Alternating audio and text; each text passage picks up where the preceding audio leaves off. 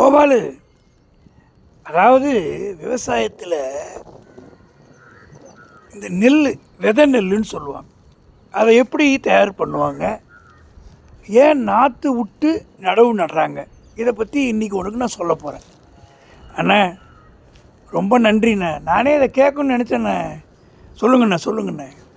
இந்த விதை நெல்லுங்கிறது நம்ம அறுவடை பண்ணும்போது வரக்கூடிய நெல்லில் நல்ல குவாலிட்டியாக நல்ல ஷைனிங்காக இருக்கிறது, அந்த பதர்ன்றுவாங்க, அது மாதிரி இருக்கக்கூடாது, அரைகுறையாக இருக்கக்கூடாது, ஃபுல்லாகவே நெல் தெரியும், கையில் எடுத்தால் தெரியும். அந்த மாதிரி நெல்லை நல்லா தூத்தணும், வேஸ்ட் எதுவுமே கூட இருக்கக்கூடாது.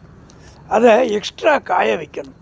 சாதாரண நெல் மாதிரி இல்லாமல் 2-3 தடவை எக்ஸ்ட்ரா காய வச்சு நல்ல பதமாக வச்சு ஒரு இடத்துல பாதுகாப்பாக வச்சு நாற்று விட்டு நடவு நடுறாங்க. ஏன் நாற்று விட்றாங்கன்னு கேட்டேன்னா, இப்போ நேரடியாக நீ நினைக்கலாம், ஒரு பெரிய லேண்ட் இருக்குது, நேராகவே விதைச்சிடலாம்.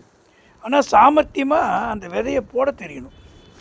ஒரு இடத்துல நெருக்கமாக இருந்து ஒரு இடத்துல தூரம் இருந்ததுன்னா என்ன பிரச்சனை வரும்னா, நிறைய களைகள் வரும். களைன்னா என்னென்னா, அது தேவையில்லாத செடிகள் குறுக்க வந்துடும், மகசூல் கம்மியாகிடும். கரெக்டாக விதைச்சா நாற்று விட வேண்டிய அவசியம் இல்லை. விவசாயிகள் என்ன பண்ணாங்க, அந்த காலத்தில் மேன் பவர் வேலை செய்கிறவங்க நிறையா இருந்ததுனால ஒரு சின்ன இடத்துல ஒரு 5 ஏக்கருக்கு தேவைன்னா ஒரு சின்ன இடமா எடுத்து நல்லா விதைச்சி விட்ருவாங்க. அதை நாற்று மாதிரி சின்னதாக கட்டுவாங்க.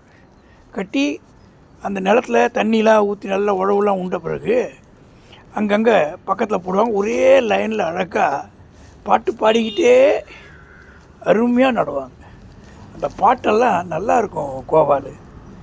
அண்ணே, எனக்கே ஒரு கிராமத்துக்கு போய் பார்த்துட்டு வரலான்ற எண்ணம் தானே வருது. போய் வா கோபால். என்ன, இந்தியா கிராமங்களால் நிறைஞ்ச ஒரு நாடு. விவசாயம்தான் இன்றைக்கி இந்தியாவோட முதுகெலும்பு. எத்தனை தொழிற்சாலை வந்தாலும் விவசாயி இல்லைன்னா சாப்பாடு கிடையாது. உழுதுண்டு வாழ்வாரே வாழ்வார், மற்றெல்லாம் தொழுதுண்டு பின் செல்பவர்னு சொல்லுவாங்க. வள்ளுவரே உழவன் இல்லைன்னா பசி பட்னியால் இந்த உலகம் அழிஞ்சு போகும் அப்படின்னு சொல்லுவார். அப்பேற்பட்ட உயர்ந்த விவசாயிகளை மனதார வணங்குவோம், வாழ்த்துவோம்.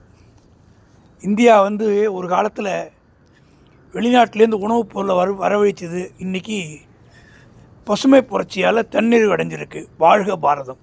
அண்ணா ரொம்ப நன்றிண்ணே.